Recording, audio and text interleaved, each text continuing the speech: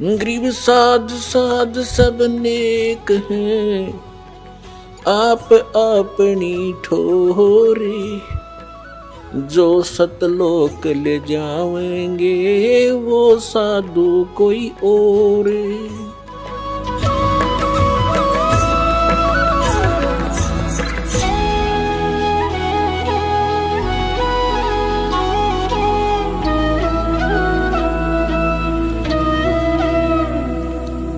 अब जो प्रसंग चल रहा है कि इस सतनाम के बारे में प्रसंग है,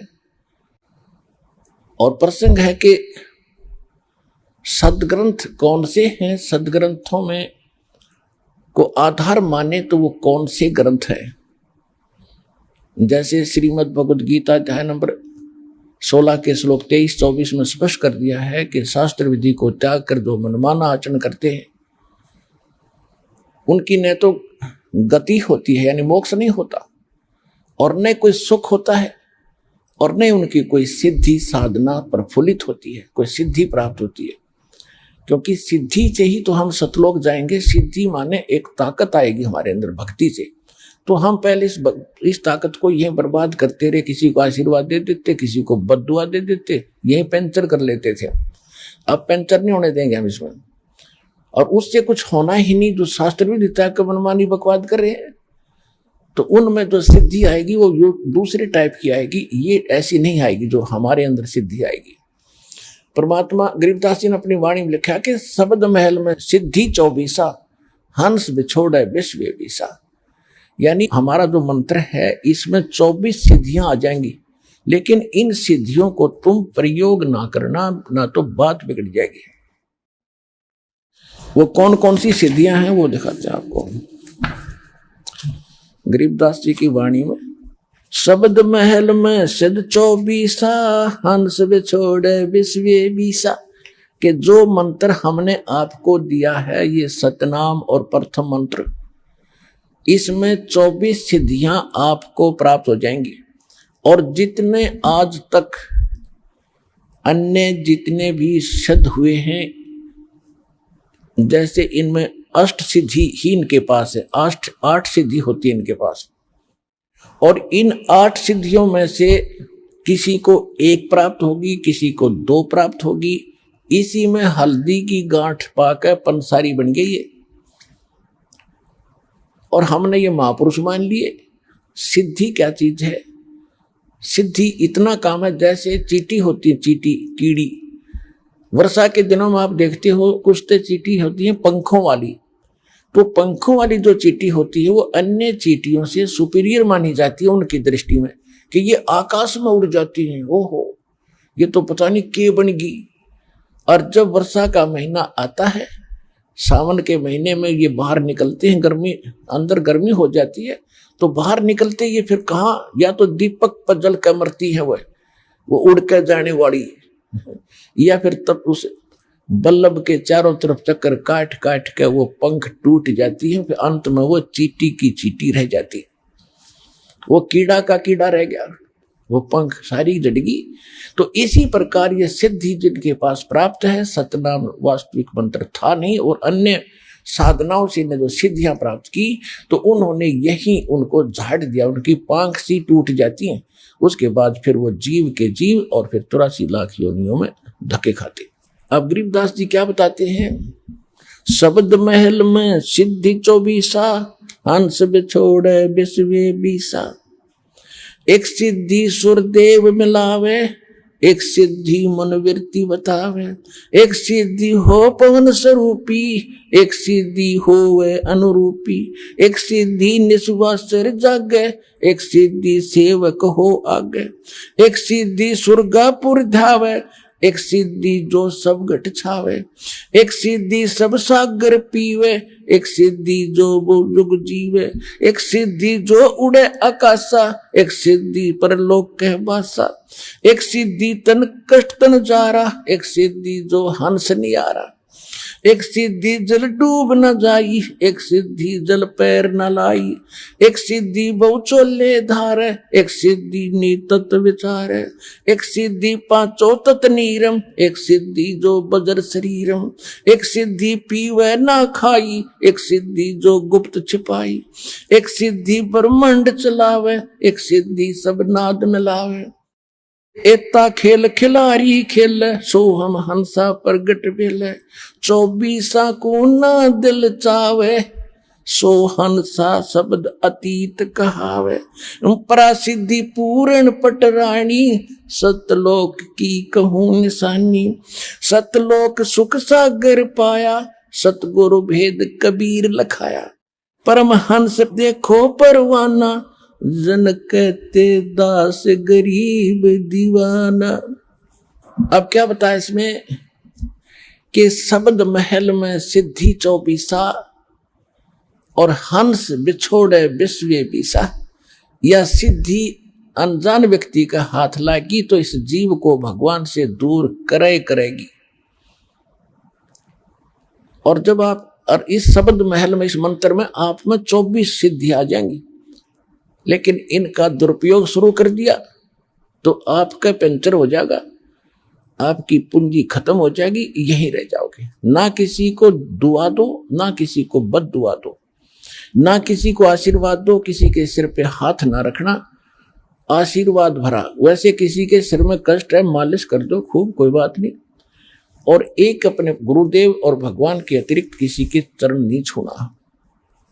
वैसे कोई बूढ़ा बुजुर्ग बीमार बालक के पैर दुखे, खूब दबाओ, मालिश करो, वो चीज अलग है। उस भाव से नहीं, एक पूज्य भाव से नहीं, सत्कार करो, खूब नमस्कार करो, कति नतमस्तक होकर प्रणाम करो सबको, ये सत्कार है।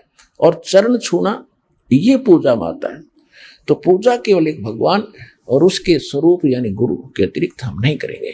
तो ये कुछ मर्यादा है जो समाज से हमारी हटकर होती है, तो हमने समाज के अनुसार नहीं चलेंगे। तो वो प्रसन्न हो या ना हो, हमने परमात्मा को प्रसन्न रखना है, हमने राम राज्य करना है, भगवान खुश करना है। और जिन बातों से गुरु दुख पावे, तीन बातों को दूर भगावे, तब हंसा सतलोक जावे।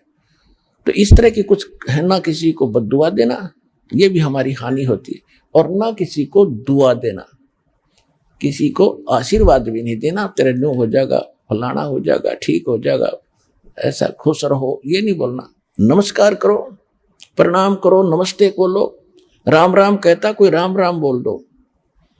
क्योंकि राम क्या है, राम कौन है, उनका राम जो है सो हमारा राम तो वो है कबीर राम। और आजकल एक बीमारी, एक और नई, एक और चल पड़ी काल की व्यवस्था कि गुड मॉर्निंग बोलेंगे, गुड मॉर्निंग, गुड इवनिंग। बता, ये नहीं बोलना हमने, ना गुड इवनिंग कहना, ना गुड मॉर्निंग और ना गुड आफ्टरनून। हम या तो सिंपल कह दो, वो कहता गुड मॉर्निंग, वो कह दो जी मॉर्निंग मॉर्निंग, और या बोल दो गॉड मॉर्निंग, गुड छोड़ के गॉड बोल दो, गॉड मॉर्निंग, गॉड मॉर्निंग। अब उसका मिलता जुलता अक्षर भी हो गया, विराजी हो जाएगा। गॉड मॉर्निंग, गॉड, अभ्यास बना लो अपना ये, God morning, God afternoon, God night, यानी गॉड गिवन है ये समय। सुबह भी उसकी दया से हुई है और दोपहर तक भी हम उसकी रजा से पहुंचे हैं, और शाम हुई है तो भी गॉड मॉर्निंग, गॉड इवनिंग, भगवान की दी हुई शाम है। गुड वैसे हो जाएगी या हमारे कहने से, तुम्हारे कहने से हो जाएगी, लेकिन उसकी हो जाएगी, आपकी पंचर हो जाएगा। तो इसी गलती ना करियो। जब आप कोई गाड़ी ले रखी कार, और उसमें से आप किसी दूसरे टायर में हवा भर दोगे, ना भाई मेरा भी काम बिगाड़ेगा, देखो सामने वो हवा वहां से भरवा लो जा करके। तो सतलोक आश्रम पर वाला बता दिए उनको कि वहां हवा वहां से भरवा लो वहां जाकर।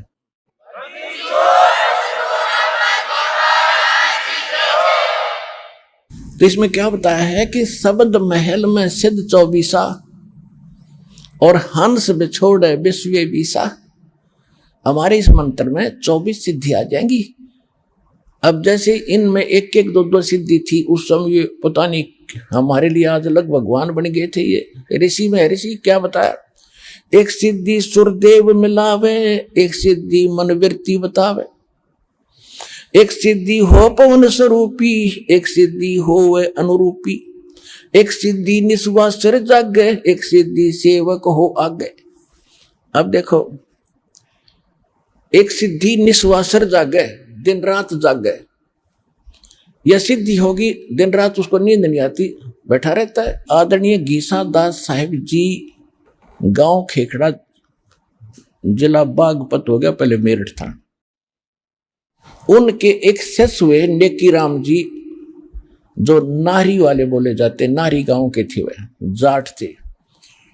तो उन्होंने आदरणीय गीसा दास साहिब जी से दीक्षा ली थी, और गीसा दास साहिब जी के पास वो मंत्र था, लेकिन उनको उन्होंने प्रथम मंत्र दिया था, वो जो प्रथम मंत्र हम आपको देते।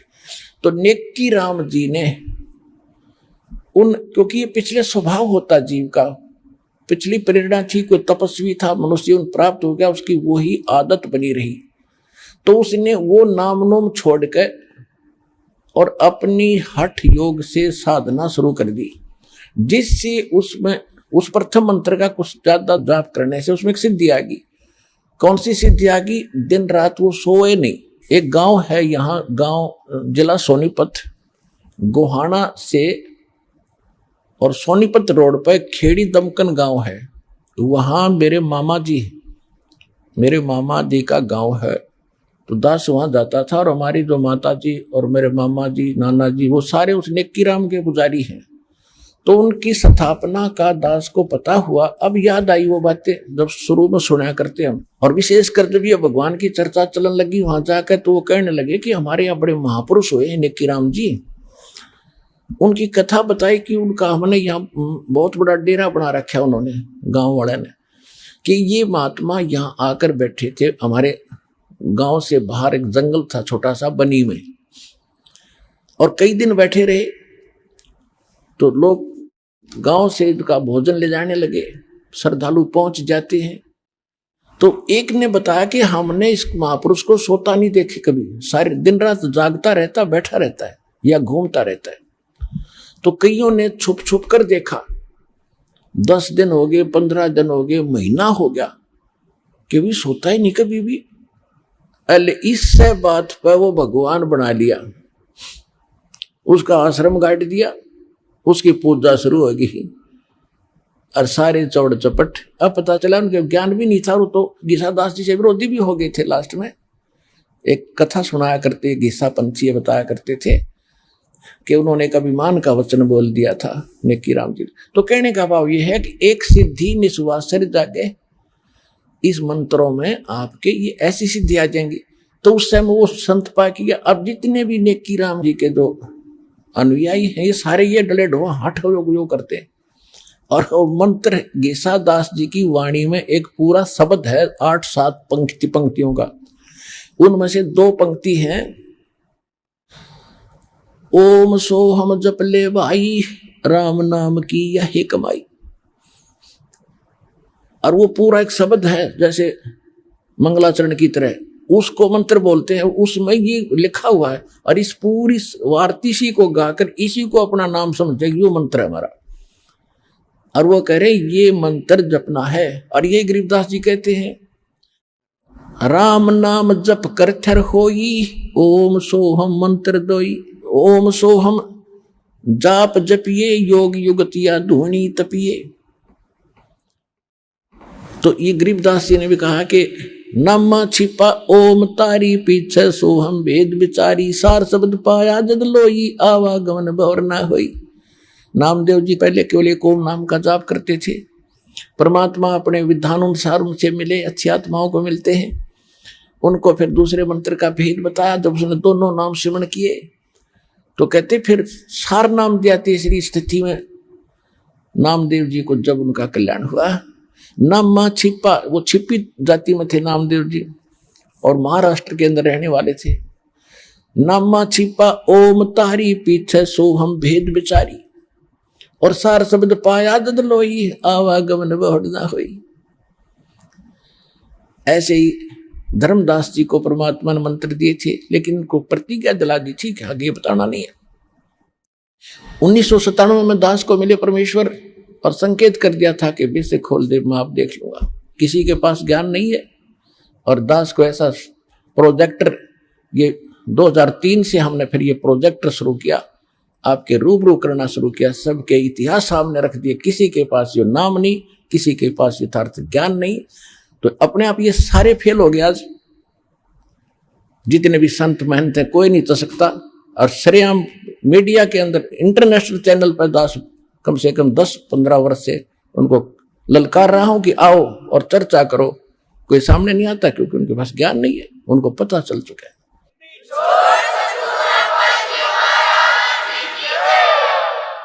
और ये भोले श्रद्धालु उनको भगवान माने बैठे, नकलियों को संत मान रहे हैं। वो तो जनसाधारण के जैसे भी नहीं, जो पता लग गया भी गलती हो जाए इंसानों से, भूल लगी, भगवान के लिए संत चले हैं, भगवान के लिए श्रद्धालु उनके पीछे लगे, तो उनका कर्तव्य बनता है, जो पता लग गया कि भी तुम्हारे बारे में कोई गलत, मेरे बारे में कोई गलत बोलता है, मैं 6 बजे देखता हूँ भाई कहाँ मेरी त्रुटि तो नहीं है, त्रुटि नहीं है तो वो बोलता रहे, फिर थारे रूबरू करता हूँ कि इसने ऐसे बोला, देखो ये इसका ये प्रमाण, ये गलत बोल रहा है, तो वो ना अपने शिष्यों को कोई जवाब देते। तो इसे सिद्ध है कि वो फेल हो लिए, और ये श्रद्धालु एक दिन आवेंगे, क्योंकि सबको पता है कि अनमोल जन्म ऐसे बर्बाद करने का नहीं है, एक दिन ज्ञान होगा। तो अब जो प्रसंग चल रहा है उसी पर आते। एक सिद्धि निस्वा सर जागे, एक सिद्धि सेवक हो आगे, एक सिद्धि स्वर्गापुर जावे, एक सिद्धि जो सब घट छावे। एक सिद्धि ऐसी है जो स्वर्ग तक चले जाते हैं, जैसे सुखदेव ऋषि के अंदर एक सिद्धि थी आकाश में उड़ जाने की, स्वर्ग में जाने की। वो स्वर्ग में पहुंच गया तो वहां जाकर उसको पता चला कि भी गुरु बिना तो बात बने नहीं है, तो पिछले संस्कार से बैटरी चार्ज है, तेरे पिछले संस्कार हो जाए। अब यह सिद्धि तुझे पूर्व जन्म से प्राप्त है, ये जिस दिन खत्म होगी उस दिन ये पंख कट जाएंगी, जीव का जीव रह जाएगा। तो तब उसकी अकल ठिकाने आई, तब उन्होंने राजा जनक से दीक्षा ली। एक सिद्धि सेवक हो आगे, एक सिद्धि स्वर्गापुर धावे, एक सिद्धि जो सब घट छावे, एक सिद्धि सब सागर पीवे, एक सिद्धि जो बहु जुग जीवे। एक सिद्धि है जो सब 7 समुद्रों को पी सकता, उस सिद्धि प्राप्त प्राणी। जैसे अगस्त ऋषि ने 7 समुद्रों को एक ही घूंट में पी लिया था। अब क्या हो गया, उसके कारण कितना प्रसिद्ध हो गया।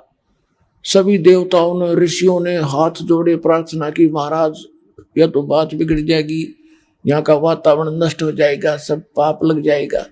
तब प्रार्थना करने से वापस छोड़ दी, फिर समुद्र भर गए, तो क्या हो गया, मुक्त। और परमात्मा ने सारे समेटेगा, जब इकट्ठी कर दिया 1 सेकंड में। तो वो उस मालिक के पास पराशक्ति है, पराशक्ति पूर्ण पटरानी, इन सिद्धियों की जननी है वो तो और ताकतवर है, उस मालिक के पास है। और सतलोक की कहूं निशानी, गरीबदास जी कह रहे। तो इसमें काफी वर्णन है, इसमें समय ज्यादा लग जाएगा, अब इतना ही पर्याप्त है जो संकेत समझाना था दास ने आपको। कहते इन 24 को ना मन चावे, इन झांखे भी नहीं। देखो पुण्यात्माओं, जैसे बहुत से भगत देखे, उनकी प्रार्थनाएं भी आती हैं, और वैसे भी मिलते समय भी कहते हैं जी मैंने गलती कर दी। अपने अभी बता रही थी एक बहन कि मैंने अपने भाई के नाम ले रखा था, उसने, मैंने उसको कह दिया कि तू ठीक हो जा, तेरी बीमारी मेरा लग जा। वह ठीक होगी, मेरा लगी। हम फिर ये पंगा क्यों मोल लो तुम। तो कहने का भाव ये है, ये गलतियां करनी छोड़ दो, दिक्कत हो जाएगी, क्योंकि भक्ति करो तो ढंग से करो। अब इसको तो हम इतना सस्ता मान रहे हैं। इब तू अपनी भतीजी ने दे देना 20 लाख रुपये, दे के देखा, चौने भी ना दे, और दे तो वही वापस दे दिए मेरे। उस धन का आपको पता है, इस धन का आपको पता ही नहीं कितना कीमत आपको कहाँ आवश्यकता पड़ेगी। तो इसलिए ये सारा कुछ ज्ञान देकर आपको सतर्क किया जा रहा है कि कहाँ आप फाउल होते हैं, कहाँ आप मार खाते हैं, और कौन सा धन कितना कीमती आपका है, और इसको आपने कैसे सुरक्षित रखना है ताकि मोक्ष आपको प्राप्त हो सके। आज का जो प्रसंग चल रहा था वहां तो स्टार्ट भी नहीं हो पाया था। आज का सत्संग प्रारंभ यहां से हुआ था कि परमात्मा पाने के लिए हमने अपने सदग्रंथों को ही आधार बनाना है। और सदग्रंथ कौन से हैं? श्रीमद् भगवत गीता और पवित्र चारों वेद, और जो ज्ञान परमात्मा स्वयं आकर अपने मुख कमल से बोलता है। श्रीमद् भगवत गीता अध्याय नंबर 4 के श्लोक नंबर 32 में कहा है कि इन यज्ञ धार्मिक अनुष्ठानों की विस्तार के साथ जो जानकारी, यज्ञों की, यज्ञ माने धार्मिक अनुष्ठानों की विस्तार के साथ जानकारी सच्चिदानंद घन ब्रह्म के मुख कमल से बोली हुई वाणी में, सच्चिदानंद घन ब्रह्म की वाणी में कही गई है विस्तार के साथ। और उसको जानने के बाद सभी कर्मों से मुक्त हो जाएगा। उसको तत्व ज्ञान कहते हैं, जो भगवान स्वयं आकर बताते हैं। चौथे अध्याय के 34वें श्लोक में कहा कि उस तत्व ज्ञान को जो सच्चिदानंद घन पूर्ण परमात्मा स्वयं आकर बताता है, उसको तू किसी तत्वदर्शी संत के पास जाकर समझ, उनको दंडवत प्रणाम करने से। केवल वही संत एक दंडवत प्रणाम का अधिकारी बताया है गीता में कि जो तत्वदर्शी है। अन्यथा अपने विषय में गीता ज्ञानदाता 18वें अध्याय के 65वें श्लोक में कहता, मुझे नमस्कार कर, मेरा भगत बन, मेरी भक्ति करेगा तो मुझे ही प्राप्त होगा।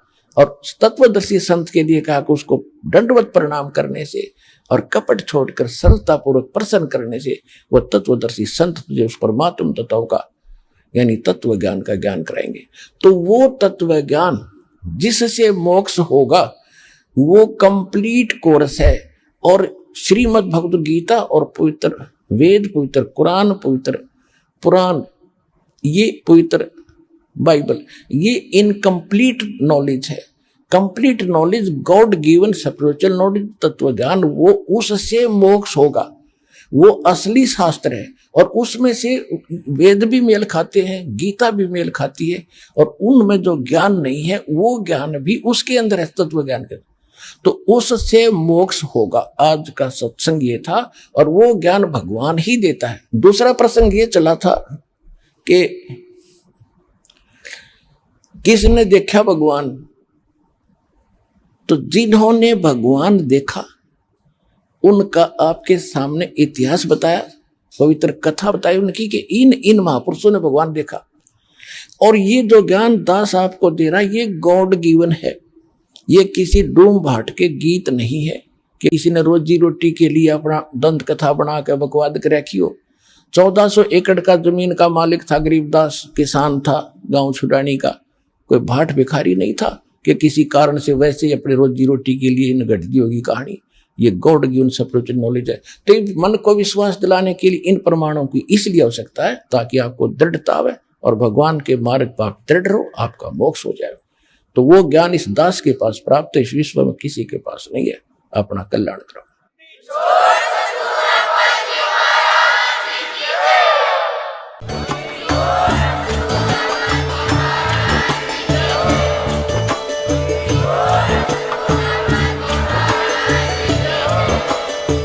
सुन रहे थे जगत गुरु तत्वदर्शी संत रामपाल जी महाराज जी के मंगल प्रवचन। अधिक जानकारी के लिए विजिट कीजिए हमारी वेबसाइट www.jagatgururampalji.org। संत रामपाल जी महाराज जी के शुभ आशीर्वाद से पूरे विश्व भर में 500 से भी ज्यादा नाम दीक्षा केंद्र हैं, जिन पर संत रामपाल जी महाराज जी द्वारा ऑनलाइन निशुल्क नाम दीक्षा दी जा रही है। अपने नजदीकी नाम दीक्षा केंद्र का पता करने के लिए संपर्क करें 8222 880541।